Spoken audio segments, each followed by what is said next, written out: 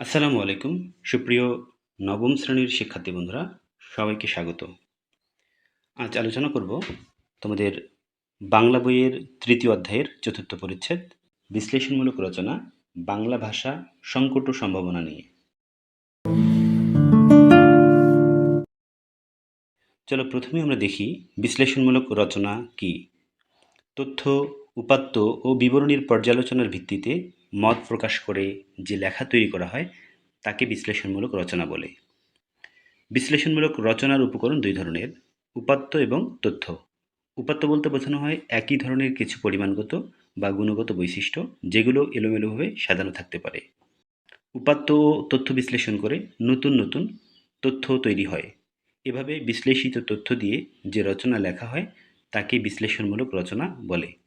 তোমাদের বইয়ের ৬০ পৃষ্ঠার ৩.৪.১ বিশ্লেষণমূলক রচনার উপকরণ।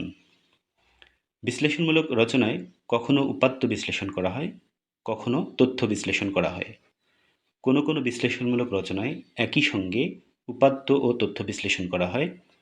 নিচে কিছু নমুনা দেওয়া হলো, এর মধ্যে কোনটি উপাত্ত এবং কোনটি তথ্য তা ডান কলামে লেখো। প্রথম দুটি করে দেখানো হলো, লেখার পরে সহপাঠীর সঙ্গে আলোচনা করো এবং প্রয়োজনে সংশোধন করো। নমুনা ১, মাইকেল মধুসূদন দত্ত 1824 সালে জন্মগ্রহণ করেন। ঈশ্বরচন্দ্র বিদ্যাসাগর 1820 সালে জন্মগ্রহণ করেন। বঙ্কিমচন্দ্র চট্টোপাধ্যায় 1834 সালে জন্মগ্রহণ করেন। এটি একটি উপাত্ত। নমুনা ২, ঈশ্বরচন্দ্র বিদ্যাসাগর, মাইকেল মধুসূদন দত্ত ও বঙ্কিমচন্দ্র চট্টোপাধ্যায় তিনজনেই 19 শতকে জন্মগ্রহণ করেছিলেন। এটি একটি তথ্য। নমুনা ৩, স্কুলের নাম, প্রতিষ্ঠাকাল: ক উচ্চ বিদ্যালয় 1920, খ উচ্চ বিদ্যালয় 1942, গ উচ্চ বিদ্যালয় 1968, ঘ উচ্চ বিদ্যালয় 1982। এগুলো এক একটি উপাত্ত। নমুনা ৪, এই এলাকার 4টি বিদ্যালয়ের মধ্যে ক উচ্চ বিদ্যালয় সবচেয়ে প্রাচীন। এটি উপাত্ত এবং তথ্য। নমুনা ৫, সুন্দরবনের বাঘের সংখ্যা দিন দিন কমে যাচ্ছে। এটি একটি তথ্য। নমুনা ৬, একটি গ্রামে ১৪৩০ জন যুবক, ২৪০ জন বৃদ্ধ এবং ৫৫০ জন শিশু। এটি একটি উপাত্ত। নমুনা ৭, ৫ জন শিক্ষার্থীর ওজন ৪৫, ৫৫, ৪৯, ৬১ ও ৫২ কেজি। এটি এক একটি উপাত্ত। নমুনা ৮, হামিদের চেয়ে সুলেমান বেশি জোরে হাঁটতে পারে। এটি একটি তথ্য। শিক্ষার্থী বন্ধুরা, বাংলা ভাষা সংকট ও সম্ভাবনা এই বিশ্লেষণমূলক রচনাটি লিখেছেন আব্দুল হক। প্রথমে আমরা আব্দুল হক সম্পর্কে কিছু তথ্য জেনে নেই। আব্দুল হক জন্মগ্রহণ করেছেন ১৯১৮ খ্রিস্টাব্দে এবং মৃত্যুবরণ করেছেন ১৯৯৭ খ্রিস্টাব্দে। তিনি বাংলাদেশের একজন সাংবাদিক ও সাহিত্যিক। তাঁর লেখা গ্রন্থের মধ্যে আছে বাঙালি জাতীয়তাবাদ ও অন্যান্য প্রসঙ্গ, ভাষা আন্দোলন, আদিপর্ব ইত্যাদি। বাংলা ভাষা সংকট ও সম্ভাবনা প্রবন্ধটি আব্দুল হকের সাহিত্য ও স্বাধীনতা গ্রন্থ থেকে সংকলিত। বাংলা ভাষার সংকট ও সম্ভাবনার মূল ভাব। রচনাটিতে বাংলা ভাষার সংকট ও সম্ভাবনা সম্পর্কে আলোচনা করা হয়েছে। বাংলাদেশের সংবিধান হতে শুরু করে আইন প্রণয়ন, মামলার রায় লেখা, রাষ্ট্রীয় চুক্তি, প্রশাসনিক কার্যক্রম, শিক্ষা কার্যক্রম প্রভৃতি ক্ষেত্রে বাংলা ভাষার ব্যবহার বাংলা ভাষার সম্ভাবনা যেমন বাড়াচ্ছে, তেমনি বাংলা ভাষার দক্ষতা ও যোগ্যতা যাচাই করছে।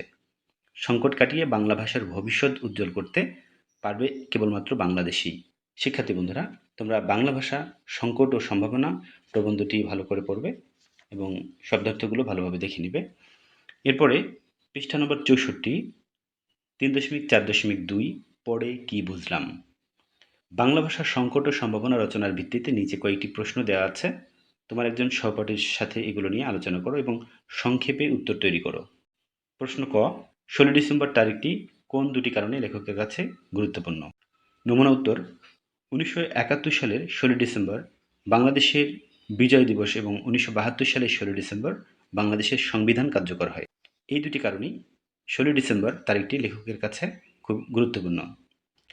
৯ মাস রক্তক্ষয়ী যুদ্ধের পর ১৯৭১ সালের ১৬ ডিসেম্বর বাংলাদেশ একটি স্বাধীন ও সার্বভৌম রাষ্ট্রের মর্যাদা লাভ করে। ঠিক তার ১ বছর পরে ১৯৭২ সালের ১৬ ডিসেম্বর বাংলাদেশের সংবিধান কার্যকর হয়। বাঙালি জাতি হিসেবে স্বাধীনতা অর্জন যেমন গৌরবের বিষয়, ঠিক একইভাবে একটি সদ্য স্বাধীন রাষ্ট্রের জন্য সংবিধান রচনাও অত্যন্ত গুরুত্বপূর্ণ বিষয়। প্রশ্ন খ, বাংলা ভাষায় সংবিধান রচনার ব্যাপারটি লেখকের কাছে গুরুত্বপূর্ণ কেন? নমুনা উত্তর, 1952 সালে মাতৃভাষা বাংলাকে প্রতিষ্ঠা করার জন্য বুকের তাজা রক্ত দেয় এদেশের সূর্য সন্তানেরা। বাংলাদেশের ইতিহাসে 1952 সালের ভাষা আন্দোলন অত্যন্ত গৌরবের। ঠিক একইভাবে 1972 সালের 16 ডিসেম্বর বাংলাদেশের জন্য আরেকটি গৌরবের দিন। এদিন কার্যকর হয় বাংলাদেশের সংবিধান। একটি নতুন রাষ্ট্রের জন্য সংবিধান প্রণয়ন অত্যন্ত গুরুত্বপূর্ণ বিষয়। আরেকটি বড় বিষয় হলো এই সংবিধান রচিত হয় বাংলা ভাষায়। বাংলা ভাষার প্রচার ও প্রসার ও মর্যাদা বৃদ্ধির ক্ষেত্রে সংবিধান বাংলায় রচনার বিষয়টি বিশেষ ভূমিকা পালন করবে বলে লেখক মনে করেন। আর এই কারণেই বাংলা ভাষায় সংবিধান রচনার বিষয়টি লেখকের কাছে গুরুত্বপূর্ণ। প্রশ্ন গ, বাংলাদেশে বাংলা ভাষার প্রসার ও সমৃদ্ধির সম্ভাবনা বেশি কেন? মতামত দাও। নমুনা উত্তর, বাঙালি জাতি বাংলা ভাষার জন্য 1952 সালে রক্ত দিয়েছে। বাংলাদেশের সংবিধান বাংলায় রচিত। এছাড়াও বাংলাদেশে বাংলা ভাষার আইন প্রণীত হয়, মামলার রায় লেখা হয়, প্রশাসনিক ভাষা ও শিক্ষা প্রতিষ্ঠানের প্রধান মাধ্যম হিসেবে বাংলা ভাষা ব্যবহার করা হয়, বিজ্ঞান ও প্রকৌশল বিষয়ক নানা গ্রন্থ বাংলায় রচিত হয়। এর ফলে বাংলা ভাষার মর্যাদা যেমন বৃদ্ধি পেয়েছে, ঠিক তেমন বাংলা ভাষার উৎকর্ষ সাধিত হয়েছে। এদেশের সকল ক্ষেত্রে বাংলা ভাষার অপ্রতিরোধ্য বিচরণ। আর এই কারণেই লেখকের মতে বাংলাদেশে বাংলা ভাষার প্রসার ও সমৃদ্ধির সম্ভাবনা বেশি। পৃষ্ঠা নম্বর 65, 3.4.3 লেখা নিয়ে মতামত। বাংলা ভাষা সংকট ও সম্ভাবনা রচনাটির যেসব বক্তব্য নিয়ে তোমার মতামত রয়েছে বা মনে প্রশ্ন জেগেছে তা নিচের ছকে লেখো। কাজ শেষে কয়েকজন সহপাঠীর সঙ্গে উত্তর মেলাও এবং প্রয়োজনে সংশোধন করো। একটি নমুনা দেওয়া হলো। বাংলা ভাষার সংকট ও সম্ভাবনা রচনায় যা আছে। 1 নম্বর, প্রধানমন্ত্রী বিচারপতিদের অনুরোধ করেছেন বাংলায় মামলা রায় লিখতে। আমার মতামত জিজ্ঞাসা, লেখাটি 1973 সালের, কিন্তু কথাটি এখনও প্রাসঙ্গিক। 2, বাংলাদেশের সংবিধান কার্যকর হলো 16 ডিসেম্বর। আমার মতামত জিজ্ঞাসা, ইন্টারনেট থেকে বিষয়টি যাচাই করে দেখতে হবে। 3, ঔপনিবেশিক শাসন। আমার মতামত জিজ্ঞাসা, ঔপনিবেশিক শাসন সম্পর্কে বিস্তারিত জানতে হবে।